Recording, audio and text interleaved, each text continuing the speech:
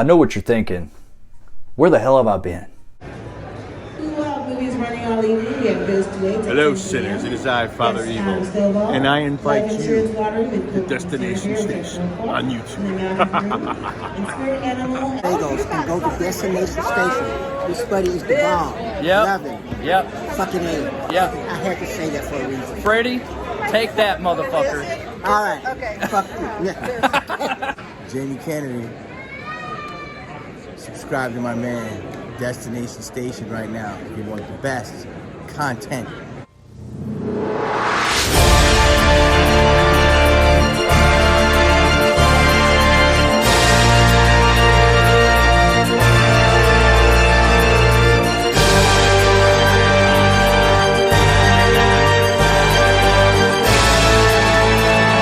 What's up? Welcome to Destination Station. As always, I'm Destin. Thank you for clicking on this video. Subscribe to Destination Station if you want Scream, Halloween, and everything in between. And today, I want to bring to y'all's attention of this new documentary. It's been out for about a week, maybe a little bit longer, and I meant to make this review last week, just didn't get around to it. But I still want to bring this to y'all's attention because this is very limited to where you can see it. It's streaming right now on SCREAMBOX. It took me a minute to really find out how to watch this, but I had to subscribe to SCREAMBOX on YouTube. I guess you can do that. I don't know if there's like an official app that you can do it on, but it is on YouTube. And I think it's like $5 a month, and you get like a 7-day free trial, so you can check this out if you don't want to keep the subscription. So yeah, anyways, this documentary is called Hollywood Dreams and Nightmares, the Robert Englund story. And this is a documentary that is very long overdue. And if you've been subscribed to my channel, or if you've been watching me for a while or anything, you all know that I'm a big Robert Englund fan, big Nightmare on Elm Street fan. Love everything that that Nightmare on Elm Street brought to the horror genre. It's right up there with Scream and Halloween with me. So this is definitely in between. And I've watched this twice just because, like, I feel like the first time I watched it, I was kind of working and watching it, so I wasn't really focusing in. So the second time I watched it, I watched it completely, and it was fascinating. It was absolutely fascinating just to know that everything that you know, it's not just about Nightmare on Elm Street, which they do touch on that a lot. They touch a lot about his work in horror throughout the years, but it's from like whenever he first got into acting, and even some of his love life going through, and even to the woman that he's married to now, Nancy. And it's just fascinating to just know how much that Robert impacted a lot of people's lives. I've actually shared moments with Robert Englund last year. I've made a whole video on my channel at Texas Frightmare where I kind of got lucky of just sitting down with Robert Englund for like 4 hours, him and Lance Henriksen. And I wasn't even able to see him in his line. His line kept getting capped off, and I was like, I just took my losses and was like, I'm never going to be able to meet him. I did get a photo with him in one of my photo ops, but I wanted to talk to the guy. And the convention was over. I was sitting at the hotel bar, and who comes up and asked to sit right next to me was Robert Englund. And we just he shared so many stories and insight about life. He, almost gave me like a lot of dad advice, and kind of told me what I needed to do, from where I am in life right now. And that's the kind of person Robert is. And watching this documentary and hearing other people's stories about Robert throughout their careers and how he impacted their lives, I'm happy and that I had that fortunate enough to be able to share that similar experience, because I did too. And it sounds like that's just the person that Robert is. Robert's just a really good soul, and he wants to leave an impression, or that's just natural for him. He cares about people. He's not a celebrity that just goes out here and is looking to just a quick, sign or a quick photo and get out of here. He takes time and he tries to understand you, and he tries to give a piece of him to you. As weird as that might sound, that's just, he has experienced such an amazing life, had such an amazing career, and it's still going. He still has a lot of upcoming projects in the works, and I know that, here recently they have said, he has went on record and said that he's done with Freddy. He's just too old and too fat, or whatever he wants to say. He's not really that fat, but to play Freddy, to play all these different takes and to put on all that makeup, he is up there in age. He has expressed that he would like to play as a cameo in a Nightmare reboot or remake or something like that. But as far as donning Freddy Krueger, the makeup, I think he's officially done. And he said it on record a few times, but we've always held on to that just little bit of hope that he would play it one more time. We know Heather Langenkamp is, on board to come back. So I would love to see him just play Freddy Krueger just one more time.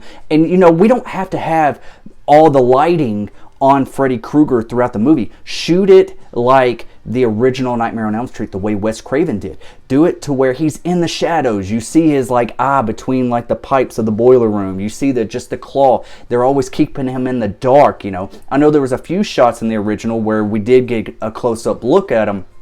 We don't have to do that. Honestly, I think those are the parts of the original that probably hindered it just a little bit. I loved it whenever Freddy was scary and in the dark. He wasn't too out in the open. We didn't see him. We didn't get a clear look at him. And they could really shoot a reboot of A Nightmare on Elm Street with Robert being shot like that in the dark. I do think that we do need another Freddy Krueger. I think this should be like a passing of the torch. I doubt we're going to get this type of movie. This is just what I want, is Robert Englund, shot like the original, keep him in the dark. We don't really see him in full focus, and by the end of it, it's like we're transitioning into into our new Freddy. And I'm gonna go more into that because I have a video coming out of who I think should play Freddy Krueger and all the great contenders for all that, so be looking out for that after this video.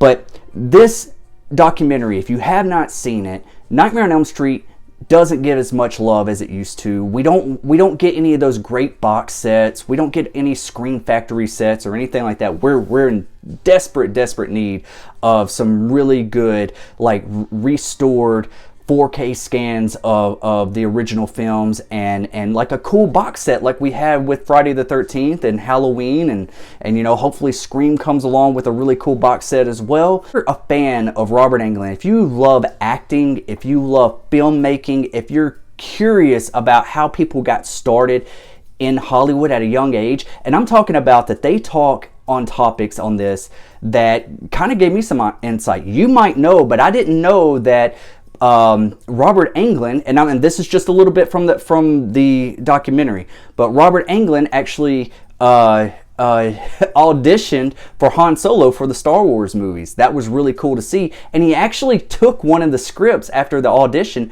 brought it home, and handed the audition for Luke Skywalker to Mark Hamill and said, "Hey, I think you'd be really good for this part." Mark Hamill took Robert's advice, and the rest is history. We know that Mark Hamill is Luke Skywalker, but that might have never happened if Robert didn't give that impact to Mark Hamill. It's like Robert's on another level of thinking. He can see where you shine. He can see who you are as a person and where you need to go, just because he's been through so much and he's been behind the scenes for so long. I've interviewed Nathan Basil on my channel before in the past, from Leslie Behind the Mask, The Rise of Leslie Vernon, the guy who played the killer in that movie, Leslie Vernon himself. And he's also in this documentary, along with other horror alums like Kane Hodder and Tony Todd and Adam Green, who directed the Hatchet films. So many people that's been a part of his life. Heather Langenkamp's in it. Even Robert's wife, Nancy, is in it. And just talks about his entire life and where he is now. And it's such a touching like documentary. And could I be a little bit biased? Maybe, but I still think that overall this is a very, very good documentary. And I think if you are a horror fan, if you are a Nightmare on Elm Street fan, and if you are anything like me, like a Fred head, you need to watch this documentary. It is so good, and it just it's almost like, oh, like, why didn't we just keep going forward with Nightmare on Elm Street? Hey, man, get to the damn fucking part. No, I'm over here just like gushing about this documentary, and it's just that A Nightmare on Elm Street was just a big impact in my life. When I was, I've shared this story before, but if you haven't heard it before, I'm going to share it again. Whenever I was 5 years old, I actually, my entry into A Nightmare on Elm Street was Nightmare on Elm Street 4. And near the beginning of that film, I was 5 years old, and I think my older sister rented this from like a Blockbuster or something, or a family rental, video rental place.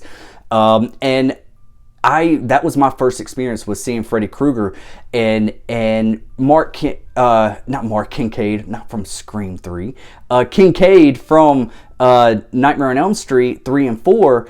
There's a part at the beginning of 4 where Kincaid pushes the car on top of Freddy, and he was like, take that, mother, and I screamed that when I was 5 years old, and my parents got on to me, and it was crazy. Like, after that, it was like I was just so infatuated with Nightmare on Elm Street because my parents really didn't want me to see it because of that right there. But growing up, that was my entry really even into horror, and so I owe a lot to Robert, and I owe a lot to, like, this is who I am to today as a horror fan. And I always said throughout my life, like Freddy was my Batman. As weird as that might sound, because Freddy kills people instead of saves them, Freddy was my Batman. And I've actually shared these stories with Robert Englund and Ken Sagoes. I don't know how I'm pronouncing his last name, but I've shared that with Ken as well. And it was just funny just to talk to them and just like let them know the type of person I am. I shared to Robert about being a big filmmaker, and that's like my biggest goal is like I want to direct my own horror movies and everything. And Robert pretty much told me, I'll never forget it. He like grabbed me put his arm around my neck and said, "Destin, what are you, like in your mid-30s?" And I was like, "Yes, sir." And he goes, "You got about 10 good years to really do something with your life. And so you need to act now. You got about 10 good years to really do something with your life, because once you hit like 45, 50 years old, it's kind of like downhill from there."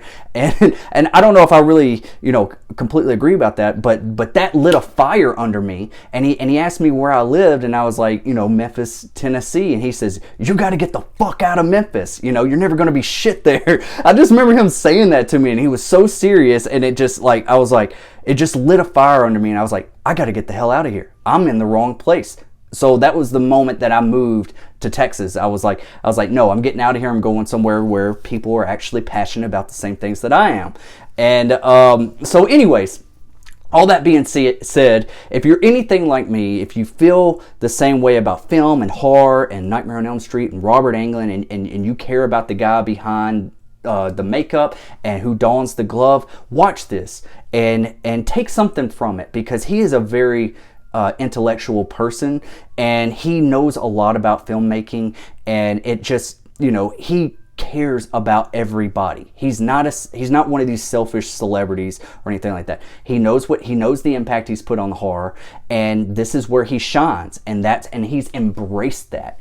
He hasn't tried to really, he has done some drama roles, he has done some stuff throughout his career, but he knows where he shines, okay? And it's just go watch this. It's on SCREAMBOX. Do yourself a favor and check it out. And then come back and comment down below. And did you share any of the same feelings? Let me know how you feel about the documentary. I'm really curious to see what you guys think.